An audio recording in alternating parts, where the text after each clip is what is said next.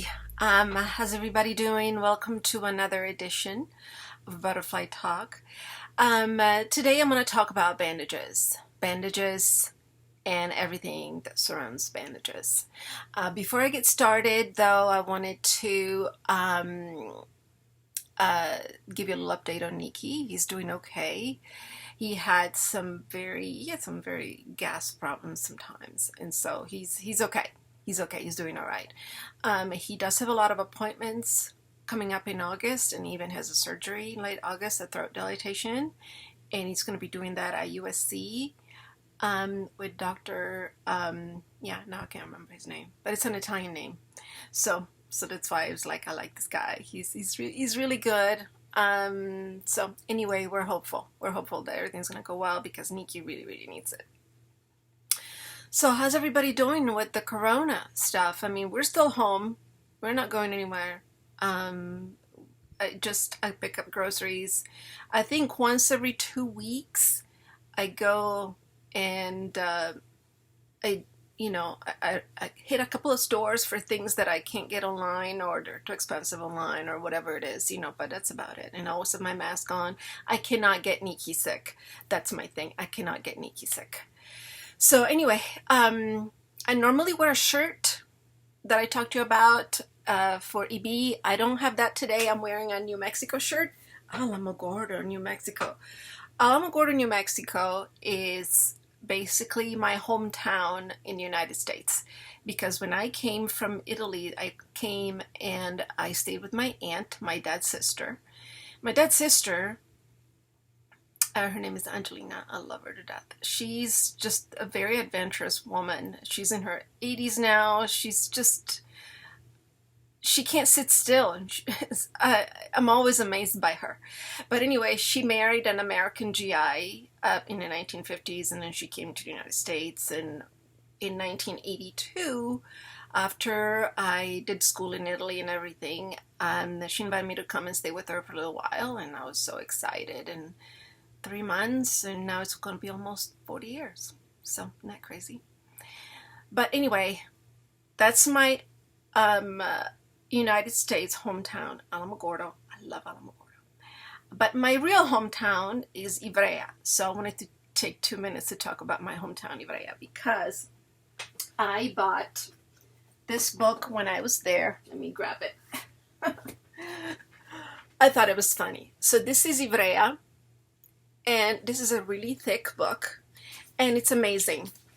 It's all the history. There's pictures. There's all kinds of things. Ivrea is very old. Ivrea is 2,100 years old, and so this is a brief history. Yeah, brief. It's really thick book. But anyway, I'm still to read it. Although I went through and read some things, I'm really proud of my hometown. I was born near the castle. The castle is from the Savoy family.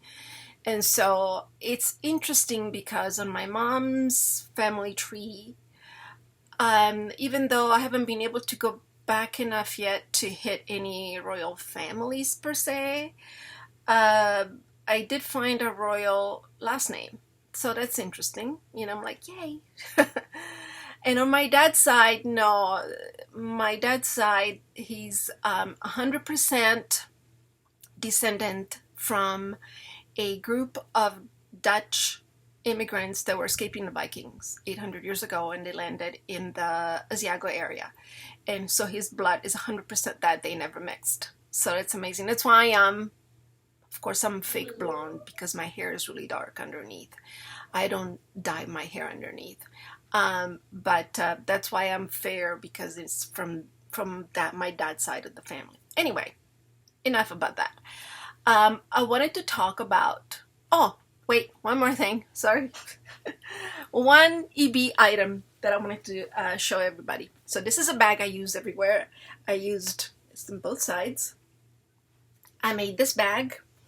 I take it with me everywhere. Every time I go to the children's hospital, I take it with me. And I love it. It's really sturdy. And I made it myself. And I sell it in my Zazzle store. I make no money from the Zazzle store. You're supposed to add at least a 25 cents markup. So I'm like, I have a 25 cents markup. So every now and again I get an email say I have a $6 credit. to buy something from my store. I'm like, oh, okay, fine. So I buy a shirt or something. So anyway, that's just so that everybody can have opportunity to share, spread awareness through items, through shirts, to hats, to whatever it is that you want to have. Anyway, let's go to the bandages part. The bandages, we've been through quite a journey with bandages. I mean, Nikki's gonna be 24 years old, a few months, and so we've been through a lot with that. And when Nikki was born, the only thing they did and they gave us was Vaseline gauze and rolled gauze to cover the wounds. And that's it. We were also given at some point Telfa pads, which I have a little piece right here to show everybody. This is a Telfa pad. This is a very little one. They have different sizes. And if you open it, and we haven't used these in forever, but this is even hard to open. Hello? Let me just rip it. There you go. Okay. See, it looks like a white, it's a non-stick little pad. Non-stick little pad. I don't know if you can see it. Anyway, we tried using these when Nico was a baby, and immediately we noticed that they're supposed to be non-stick, but sometimes they would stick and they would be held to take off.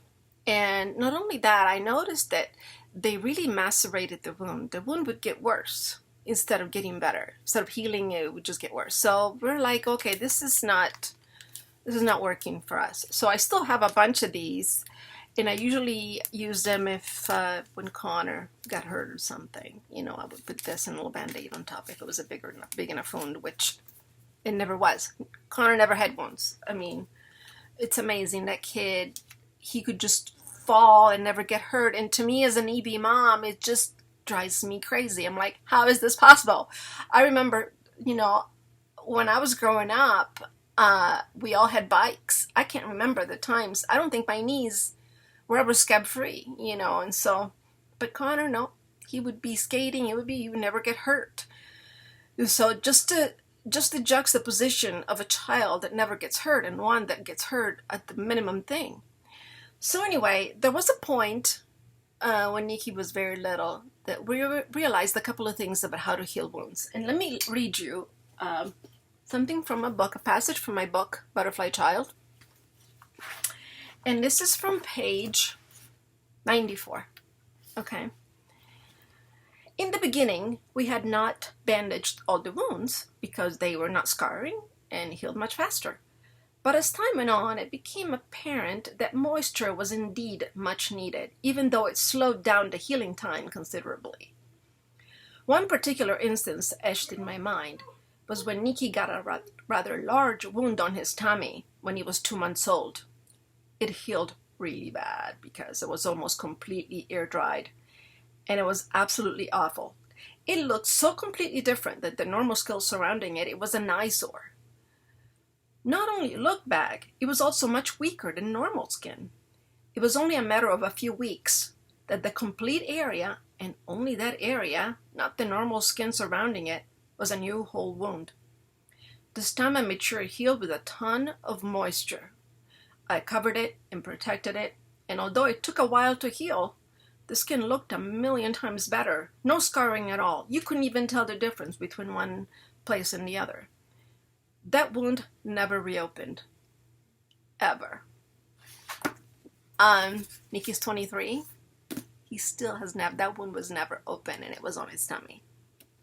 So that's why I was so convinced. That's when I got convinced about the healing with moisture. Now, let me make sure everybody knows Nikki has the recessive dystrophic form of EB, and he has the generalized severe form, which used to be called Fallopian Siemens, which means his body doesn't make any collagen type 7 at all. It doesn't even know how to make it. Not only does it know how to make it, anytime we try to introduce it to his body rejects it. So that's that. So what do we use now for wounds? Okay, so there's a lot that we do depending on where the wound is, how bad the wound is, and there's a lot of different things.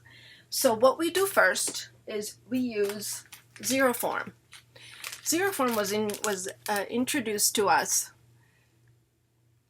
by one of Nikki's hand surgeons, and he said he loved it because it was antimicrobial properties, and so it would kill the infections. He said, would kill the infections without needing antibiotics. And so, because the body gets used to the antibiotics, but the body does not used to the antimicrobial properties in the Zeroform.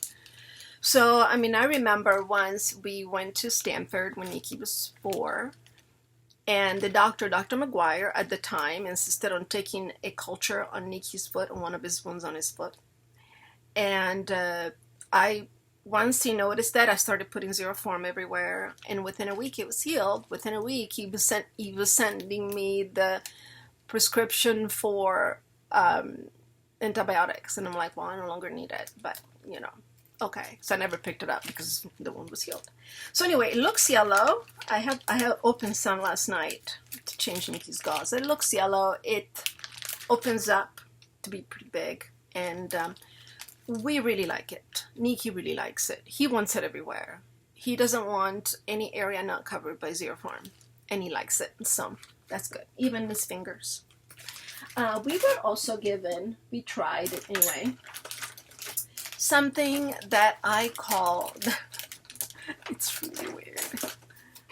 I wish Nikki would have liked it, because it was interesting, called Visco Paste. Visco Paste, it's basically gauze that is completely it contains zinc oxide. Now, zinc oxide has been known to help wound healing, and it really worked on with Nikki. So the only problem is that it's really messy. It's really messy. It's just really just wet, and you take it out, your hands get all messed up. But you know, I think it's a great idea. So if you don't mind, if your child doesn't mind, I recommend it. Try it. And Nikki doesn't like it so much, so I haven't used it as much as I wanted to. But anyway, on top of the Zeroform, it depends on what kind of wound it is. If it's a very light wound, then we use Mepilex Light. And we use something on top of the wound so it doesn't get stuck to the gauze. Otherwise, if you just put regular gauze on top of the Zeroform, if there's a wound there, everything's going to be a stuck mess. But if it's not a big wound, it's almost healed kind of thing, whatever, then I just put Mepilex Light. Not the transfer. There's the transfer and the light. And the difference is the transfer, all the yucky stuff from the wound gets transferred out. So everything's going to get stuck, right, to the gauze. I like the light, Mepilex Light, this is the package, Mepilex Light. And it just stays. And so when you put gauze around it, nothing is stuck, you know, because very rarely we have wounds that get stuck to the Zeroform anyway. So that's what we do. And so we put it in areas, wounds are almost healed, not too much material from the wound, not too much seepage from the wound. But if the wound is seeping, then I have 2 products here that I wanted to show you. One is, sorry, I had to lean down. This is the Mepilex AG. We love the AG because, again, the antimicrobial properties. We put this on top. We put the sticky part. See, this has a little film that you can open it up. And it's sticky, but you don't put it on the skin. You put it over the Zeroform, so it doesn't matter. And Nikki really likes it because it's really, you can do whatever you want with it, you know, and it stays. For the knees, we cut like a corner out, and I cut a little slits here and there, and then we just kind of put like an L around the knee, so that covers it really good. Anytime there's a wound that seeps, this goes on it. I am also using the Hydrofera, and let me show you the Hydrofera. Nikki doesn't like it too much because it's not as malleable, he said, as the Meplex AG. And let me show you that. Okay, so this is what it looks like once you take it out. This is part of my prep. I take everything out, so when we actually do bandages, it goes on real fast. So this is it. It's called Hydrofera. Hydrofera. It has the Ginseng Violet, which is an antibiotic or an no, I can't remember the name of it. But anyway, I used it. I tried to get a little bottle of it, but Nikki said it's stung to put on the cream and stuff for his wound, so we don't do it. We don't so nothing, not the cream, but this is okay. So we put it on, we just, whatever, certain wounds that may be like infected or something, so then we put this on.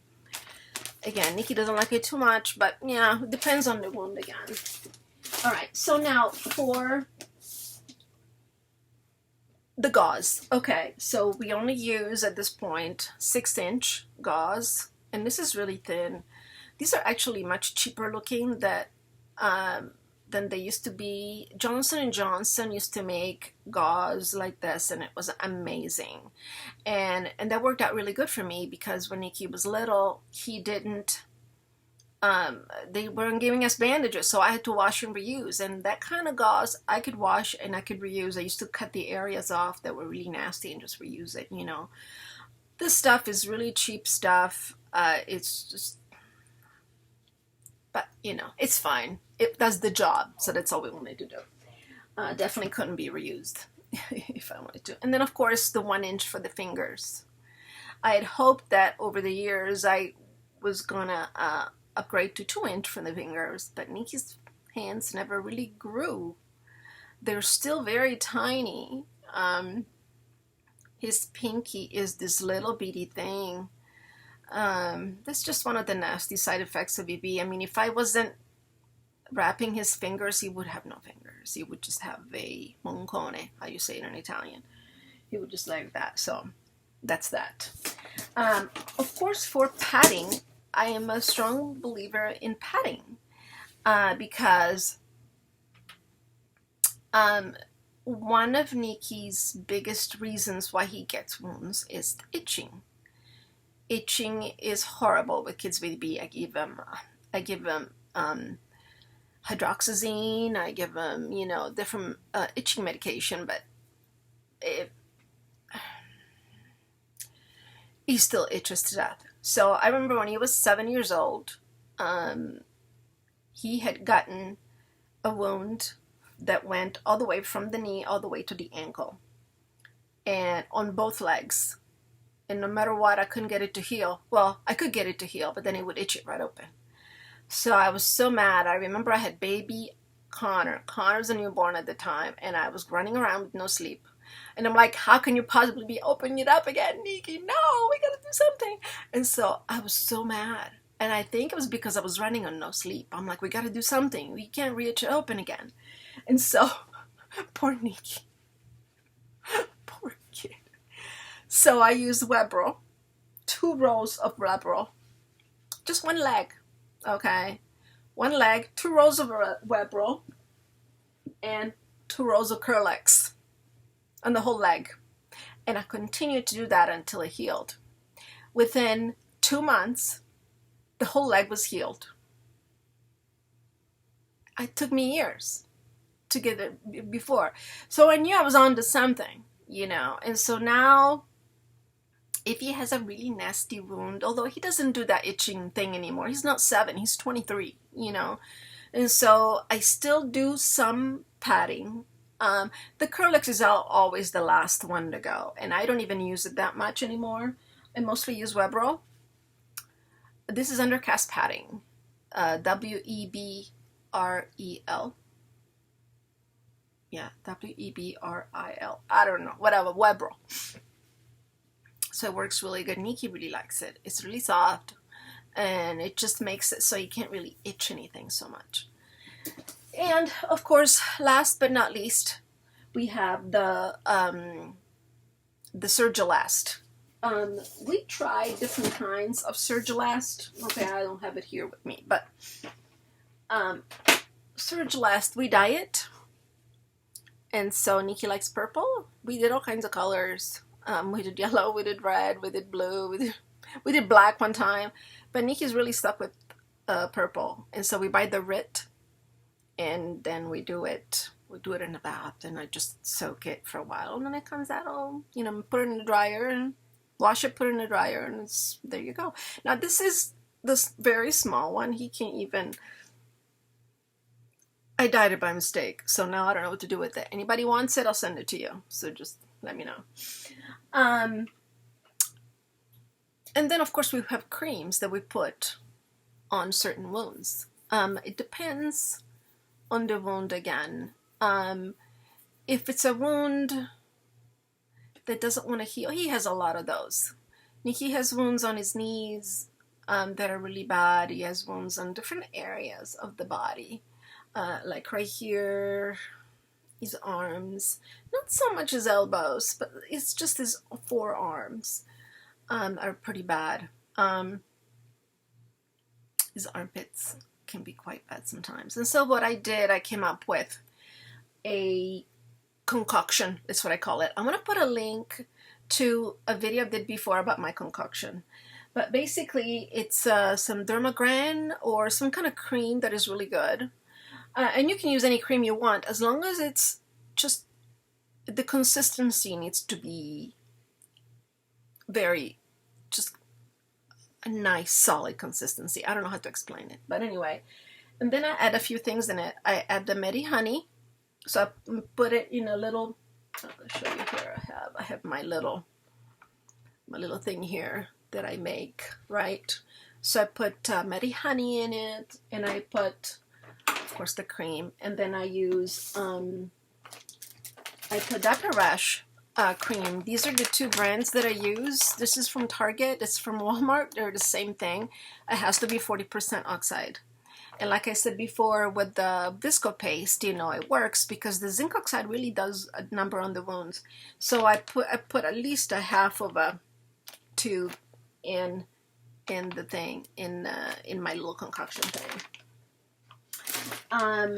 And then I put other stuff in it that are good for him. Any anti-inflammatory oils, argan oil or whatever. There's frankincense, myrrh, stuff like that. I mean, I tried everything, trust me. Aloe gel is also good. Aloe vera is good. I mean, I just put it all together. But I think the main ingredient that really made a difference for Nikki is the CBD oil. I'm using this right now in the cream that I've used. I just put the whole bottle in there. Put the whole bottle. Although my favorite, and the one thing that I think it really works best, is something that I just ordered, as a matter of fact, from CBDMD. It's a cream. Let me see if I can, I think I have it right here where I talk about, no, I don't see it. I don't know what happened to it. I don't see it. Oh, right here. Okay. Oof. All right. So it's from CBDMD, and it's the CBD Recover Cream, and it's the 1500 milligram version, which is the strongest version. And that really works good for Nikki. I mean, I don't need to put anything else in it. I just use it straight out of the jar or straight out of the squeeze tube. It comes in 4 milligrams tubes. And it's pricey. That's the only thing that stops me from just using that all the time, It's about $100, per tube or per jar. And so, of course, I don't use that much. I use just a very thin veil, and it does a really good job in healing. But there are some wounds that are just, they want nothing to do with healing. And so it's really, that's why I try to switch it up. I try different things, you know. But I'll put the link to all the websites and where they get the oil. But it's definitely a must. The CBD oil is a must. Doesn't even matter where you get it from, as long as you get something in there, because cannabis is an amazing, amazing healing plant, and you got to use it, and it's all there is to it. Let me see what else. I do have some other things that worked Nikki quite a bit. I have this relief spray, and you spray this. If something is really painful, you can just spray it on the wound or whatever it is, and it actually takes away the sting to it. And also Regenicare, which has lidocaine in it, I believe. Yeah, lidocaine 2%. And speaking of lidocaine, every now and again, Nikki wants me to use the gel. And I have it right here somewhere. Yeah. Regenicare HA. It's a gel. And every now and again, if Nikki has a wound that is just very, very painful, he doesn't even want the cream, he just wants the pain to go away. And so I put this and it just numbs it all up, and it's just amazing. It's really cool.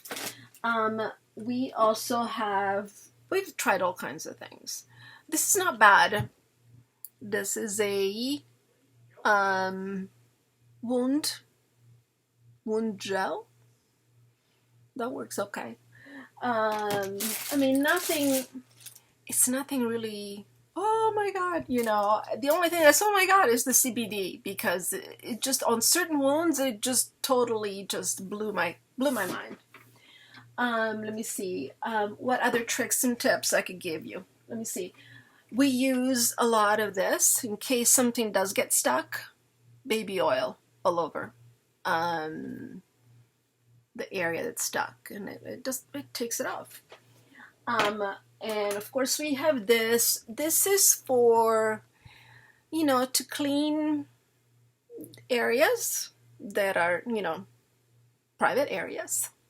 This works really good. And it's antimicrobial. Antimicrobial skin and wound cleaner. So this is really good. This is I like it. I know people have asked me about I don't have it. Nikki's had several hand surgeries right now. He's like, was okay with his guy. He doesn't need any tweaks, but he's had these kind of things that we used to have at night. At nighttime, I would put it right there, right, to hold on to the thumb space. And they would just wear it at night and just put a little wrap around it. This is one of the gadgets he's used, and we did, to preserve a little bit of his hands. It is what it is. Some of the other things that I do for Nikki are giving him certain supplements. Zinc is good. I give him zinc. I don't do it every night, but I do it maybe twice a week or something. I crush it. It's a pill, so I crush it, and then I put it in his meds for the night. I also use niacinamide. This was proven to decrease the chances of cancer, skin cancer. And so I'm like, okay, let's do it. Then, of course, multivitamin. This is, you can tell I'm almost done with this bottle, but yeah, it's great. The doctor loves this kind. It's because it's liquid, so it's great. Another thing, you know, that I wanted to suggest, if you're going to do the cream like I do, look for oils, and there's a lot of them out there that are anti-inflammatory, anti-cancer, you know, it's just antimicrobial. Anything antimicrobial on the wounds is thumbs up, you know. So anyway, I think that's all I got for you. Oh, one more thing I give Nikki. Sorry, I keep forgetting. And that's the vitamin D. Vitamin D, it's really important with these kids, or so my doctor tells me. So that's it. I just want to suggest, since I don't have any items to suggest, I wanted to suggest this book. I loved this book. I read this several years ago. And this is Jonny Kennedy. There was a documentary done about him, that boy whose skin fell off, and his life just kind of blew me away, and it reminded me a lot of what Nikki goes through.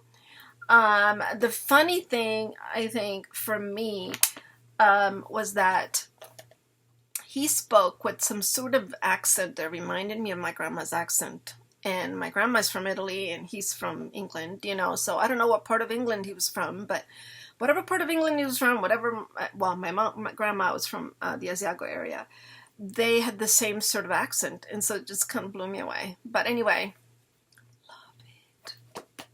So every EB parent should be reading that. So anyway, I hope that I've shown you everything. If there's something else, I'll do another video at some point. So anyway, thanks for watching. And let me see if I had something else that I wanted to, yeah, if you have any